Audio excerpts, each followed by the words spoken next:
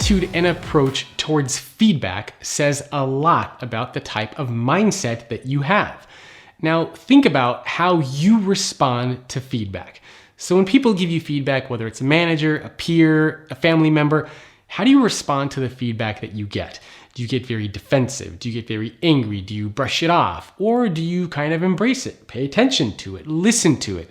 So how you actually respond and even how you give feedback says a lot about the type of mindset that you have. As an employee, as an individual contributor, a growth mindset means constantly asking for feedback and applying things that you get from that feedback. So in other words, you're asking for information, you're learning new things, and you're applying the things that you learn. It's this idea of being a perpetual learner. As a leader and as a manager inside of your organization, having a growth mindset when it comes to feedback means that you give feedback in a way that allows your employees to grow and to learn new things. You're not insulting them, you're not bashing them, you're not putting them down, because that doesn't allow any room for growth, that doesn't allow any room for learning. So again, think for a minute how you respond to feedback and think how you give feedback to others. And think about this for yourself and also think about those around you. How do they give feedback? How do they respond to feedback? And as you think about this and the people that you work with and even maybe the managers that you report to, you'll quickly realize who you're surrounded by that has a fixed mindset versus who are you surrounded by that has a growth mindset. Stanford Business School professor Jeremy Pfeffer said that organizations spend way too much time in rank and yank mode. We're constantly evaluating people, throwing out the bad ones and evaluating their skills instead of developing new skills and encouraging these employees to learn. A classic example of this comes from 40 years ago, where researchers viewed how elementary school students view a test. Because a test is the ultimate way that we view feedback, right? And some of the students viewed the test as a way to check how much they have learned over time. And other students viewed the test as a way to compare themselves to others. Students who viewed the test as a way to showcase their learning were task-oriented instead of being ego-oriented. People who are task-oriented have more confidence, more self-regulation, better performance and motivation, and less anxiety. Isn't that the kind of an organization that we all want to be a part of? So fostering an environment that is focused on learning and development and growth instead of on just getting a better score than the person next to you. How does this actually apply to the workplace, and how do we actually make some of this stuff work? So we talked about giving feedback that allows for learning. The first step in doing this is making sure that we actually apply and give feedback on a regular basis.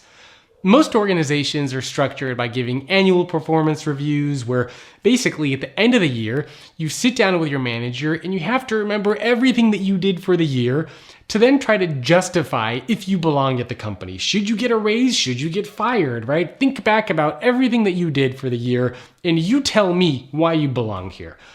It's kind of a ridiculous way to structure our companies. If you think about it, pretend for a minute that we're on the same sports team. Let's say we're on a soccer team, and today we had a match against somebody and we lost.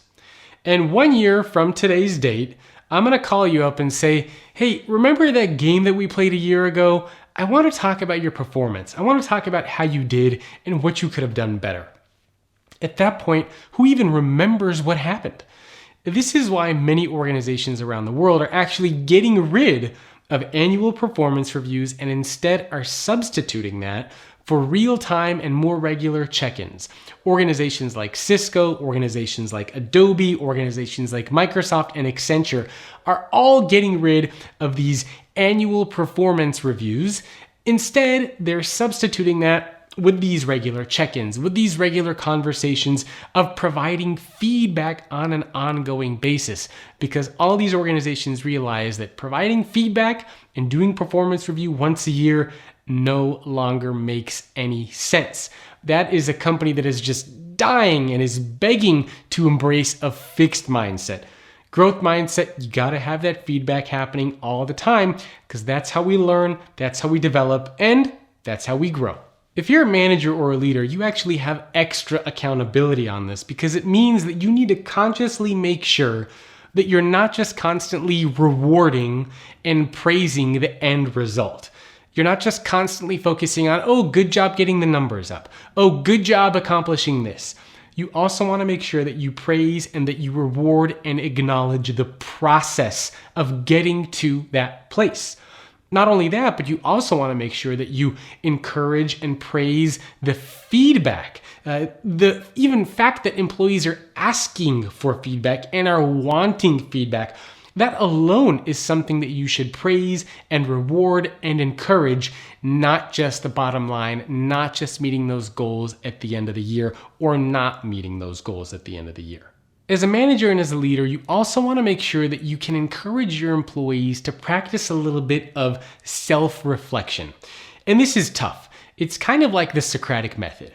Now, I have a team that I work with as well, and sometimes as a manager, as a leader, you know the answer to something, and you can't just give the answer to others because that keeps them from learning and growing.